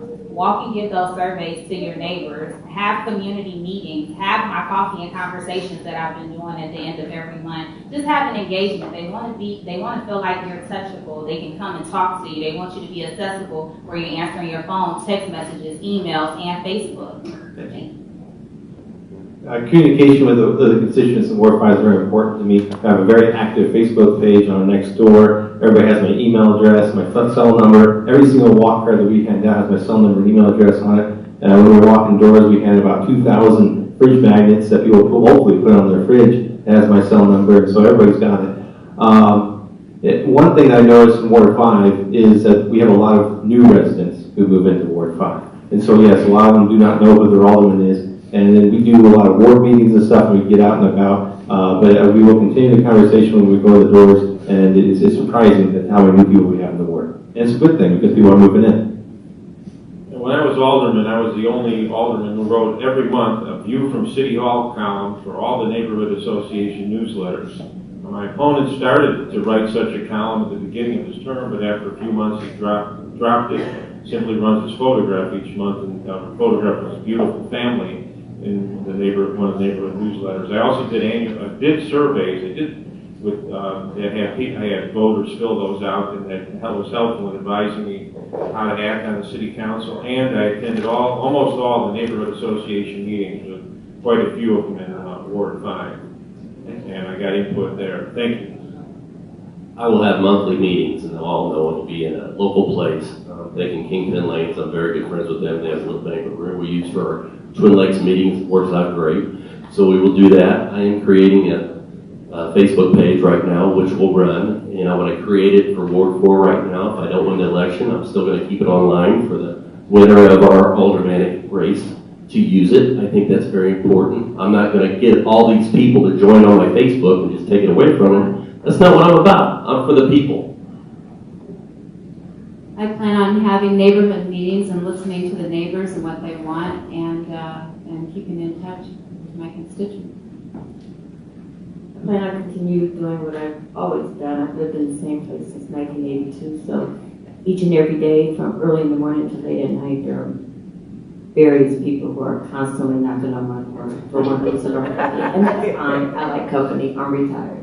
I also have very active social media that I get a lot of compliments on. I host several events throughout the year at my home, and I am very active with attending neighborhood association meetings and an active volunteer throughout the city. So I touch people not only in Ward 3, but in each of the wards.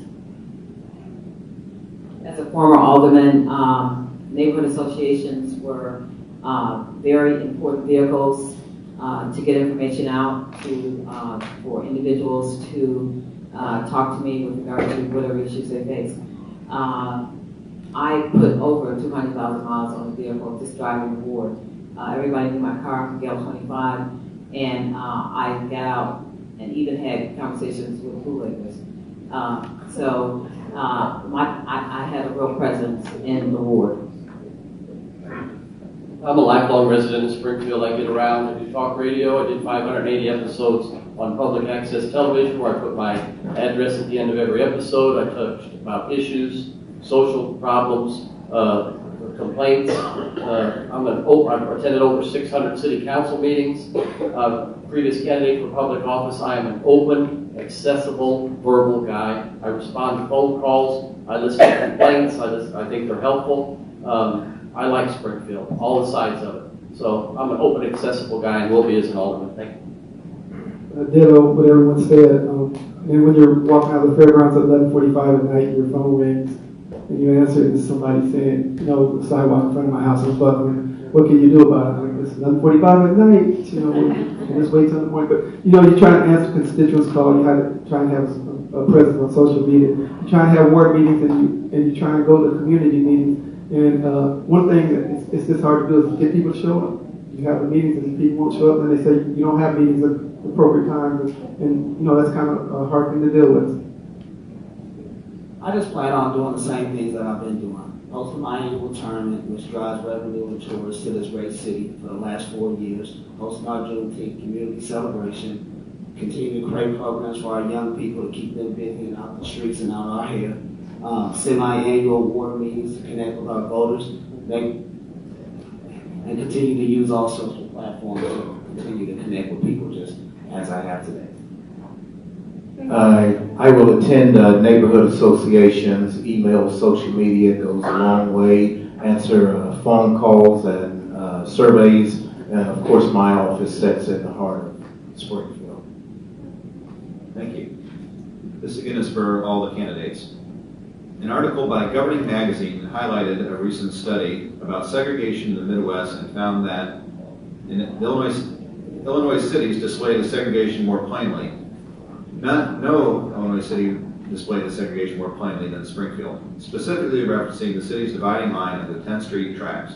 If elected, what policies would you promote to decrease the quote-unquote white flight from Springfield's older neighborhoods and increase diversity in neighborhoods across the city? Purchase. Number one, as an African American female, I would be an example. I know that it's a stigma over in Enos Park about we pick and choose who we want to live in our neighborhoods. We don't invite African Americans now to live over there, and I have to disagree with that. I'm a product of it. Purchasing a home over there in that area and using that as a platform to show that we can come together. And again, Ward 5 is very diverse and we should be proud of that. And I will continue to be an example as an African American woman of promoting it. Thank you. I think that's the first time I heard that Enos Park isn't welcoming anybody. It's disappointing. I don't think that's true, because Enos Park welcomes everybody. Ward 5. Okay, because it just kind of off. But yeah, I think you have to care what neighborhood you're in, because if you do care about it, then you know what the issues are. Because I think when that report ran, there's comments in there that people don't care what neighborhoods they come from. But you got to care, because once you care, then you know what the issues are, so you help improve the neighborhoods. Well, I think you have to look at that. The same article said that the median income of black households in the Springfield area is 42% of that of a white household. The largest discrepancy in the nation. I was amazed to read that. So really the problem behind the segregation in our community is, I think, economics.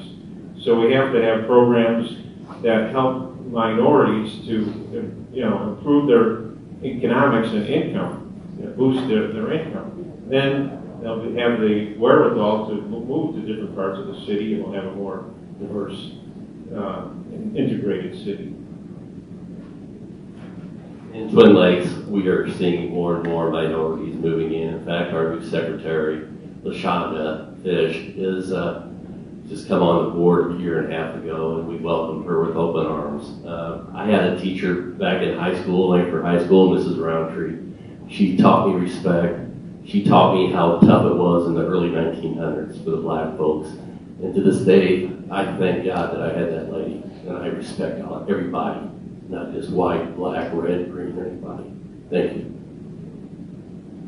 Yeah, I think the economy has a lot to do with it. We also have to, look at the banks and make it so they can lend and more education to people how to get their credit score up. I read the article, but I actually talked with the person who wrote the article. And I think that one of the biggest problems that we have as a community is that we don't want to talk about racism. We don't want to talk about institutional racism and how that affects our communities. And until we start talking about it and recognizing it and say that we want to do something different, then things are not going to change. Things are changing. They have changed slowly, but economics does play a role in it, and we have to look at the types of jobs that we bring to Springfield and how we promote those jobs. Unfortunately, a minute is not enough time to talk about this issue, so I think that we do need some time to be very open and honest about racism in Springfield. We have to talk about race. It's always the elephant in the room. The city of Springfield cannot be afraid to talk about race. I sit on a group, and we talk about race. It's a diverse group, and we talk about the issues. Because if you don't know me, if you don't know about me, you're not going to live next to me.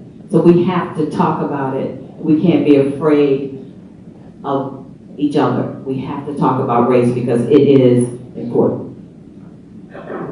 During the discussion of the combining of the 3rd Street tracks onto the 10th Street tracks, I told them, the first thing you're not going to do is you're not going to further block off the east side of Springfield with more freight trains, because a freight train stops everybody. And I told them you're going to have an underpass at Ash, you're going to have an underpass at Laurel, the overpass at Stanford is a fantastic deal. I grew up on the east side. I stopped Miss Lampert classes because of freight trains. Coming up Clear Lake, there was no overpass at 20th Street. There is now. The 2 greatest inventions in the world for any city, underpasses and overpasses. And that's what I'm going to continue to promote. The Ash Street overpass is almost done, and Laurel Street is going to begin. And that's going to bring access to the east side. You can't have anything without access. I'm sick of it. If I never sit for another freight train, it'd be too long of a time. I'm set for enough of them. So that's one of the ways we're going to help out the east side with the rail.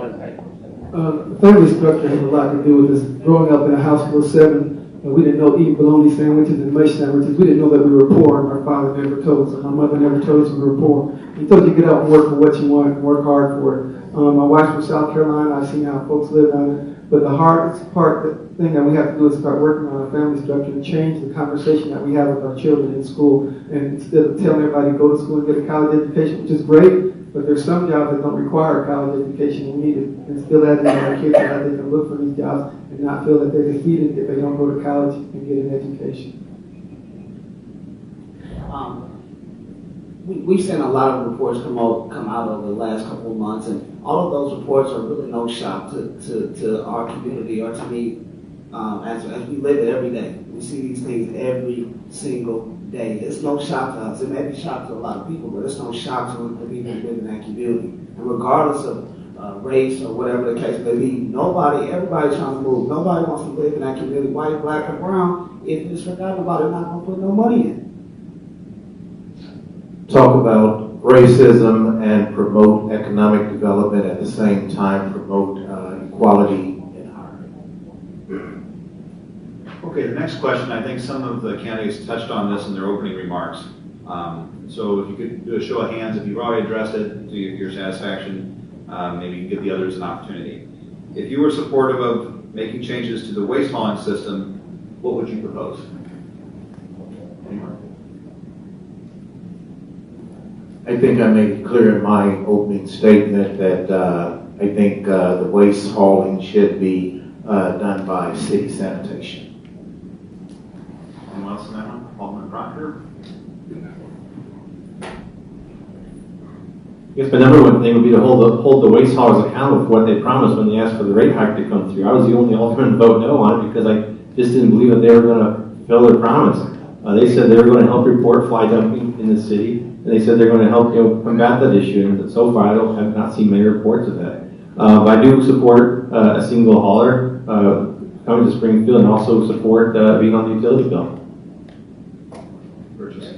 First of all, the city has to enforce the current waste hauling ordinance, which requires everyone to have waste hauling services.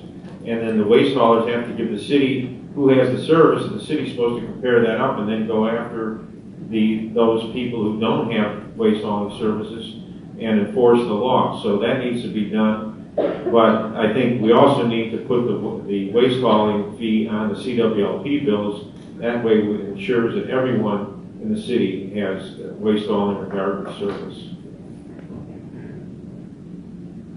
I'm in support of having one waste hauler company. I feel, well, actually, I was just contacted with a constituent over in Lincoln Park. Their garage is filled with garbage. They put a tarp over the door. And I called to speak with the city to figure out what's going on. And the previous owner had filled the garage up, and now the new owner cannot, they cannot pay for a garbage dump right now. So I think that this would help that situation by having one waste hauling company and making sure everybody is forced to have that. Anyone else on this question? We were scheduled to stop the forum around 8:20, so let's do one more. I think everyone can address this and just go from one end to the other, then we'll wrap it up. What is the biggest challenge facing the city of Springfield? Explain how, if elected, you would use your office and leadership to address this challenge. Infrastructure and economic development and race.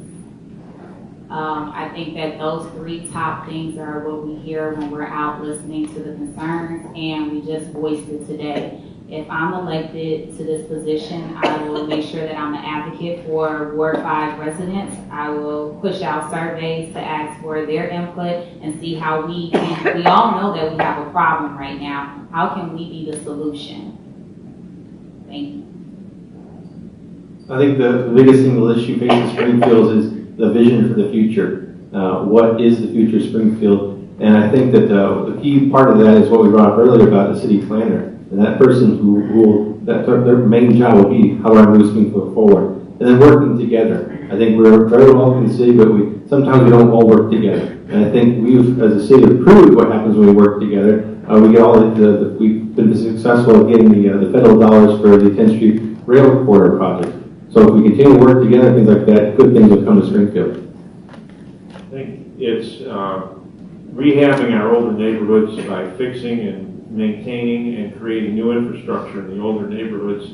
And the question is how to fund it. Now, the legislature is probably going to legalize recreational marijuana. So just as Alderman Turner mentioned that when we approved video gaming, we put the revenue, and I voted for that, to lockbox it in a fund for infrastructure. That's what we should do with regard to revenue that's produced from the sales of legalized recreational marijuana. Thank you. Infrastructure and pensions and keeping the retirees here to spend their money in Springfield, Illinois. How are we going to do that? I don't know, but we need to brainstorm about that. The infrastructure in my Northgate area right now is terrible. They'll get a downpour of rain, there's 6 inches in the road.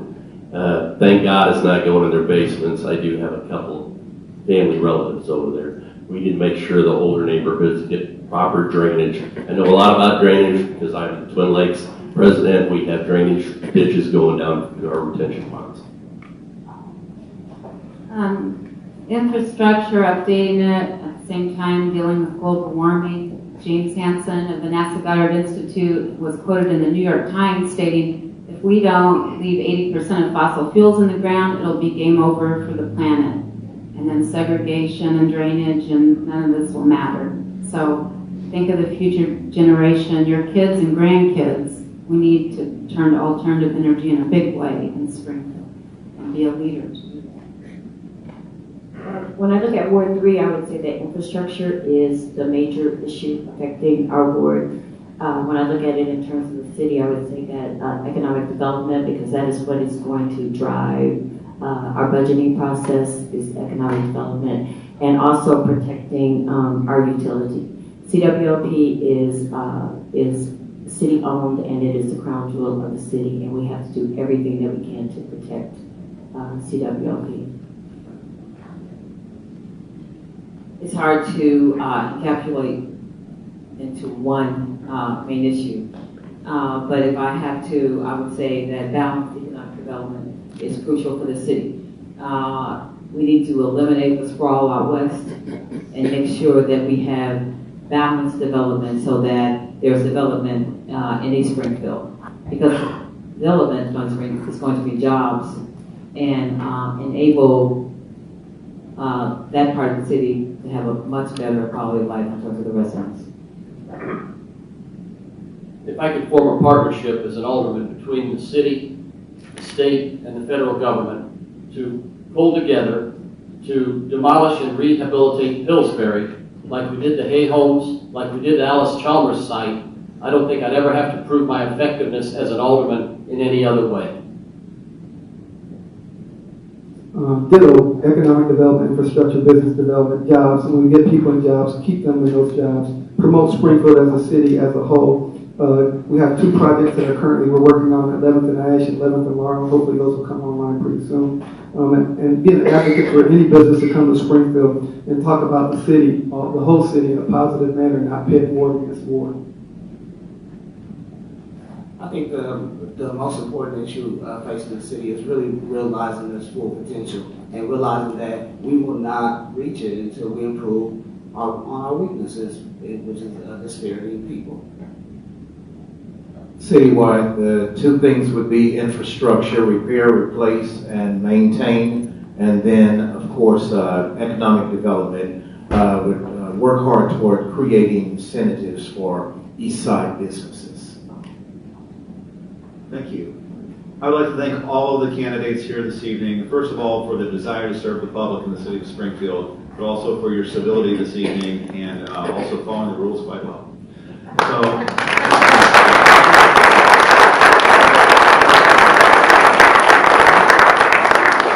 I'd also like to thank ICON, the MacArthur Boulevard Association, for allowing me this opportunity to be a moderator. And with that, I'd like to turn it over to Carol for some closing remarks.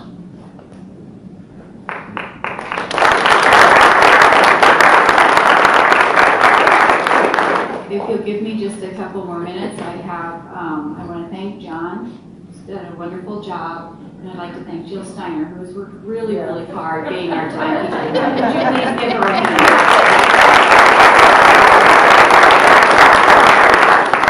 Thanks a lot, did it? You can understand why. That ends our question and answer session tonight. Before the meet and greet, I have some suggestions for you for future action. Tomorrow night we will host wards 6 through 10, and you are welcome to join us then. Here at Southside Christian Church. Please thank Southside Christian Church for hosting us. Please thank our student volunteers from Williamsville High School, YMCA Youth and Government, who assisted us tonight. Thank our candidates for sharing their ideas and vision for Springfield and for their willingness to run for office. It is a lot of work to run for office, and I admire each and every one of them for the effort that they are putting in. Thank ICON members, neighborhood associations, and partner organizations who are working hard to improve all of Springfield's neighborhoods. Please join and volunteer with one of them. Thank ICON members, Jill Steiner, who is our events chair, Jess Weitzel, our secretary, Holly Poskin, our vice chair, who planned this event. Others who have assisted are Bill Baskett, our treasurer, Marty Vandiver, our parliamentarian and outreach chair, Kurt DeWeese, our budget chair, and Jamie Myers and Michael Higgins, ICON steering committee members. Thank our partner, the MacArthur Boulevard Association, for working with us to host tonight's forum. I want to make it clear that MacArthur Boulevard is not involved in making endorsements to candidates. On March 11th, ICON members will vote to endorse candidates for city offices.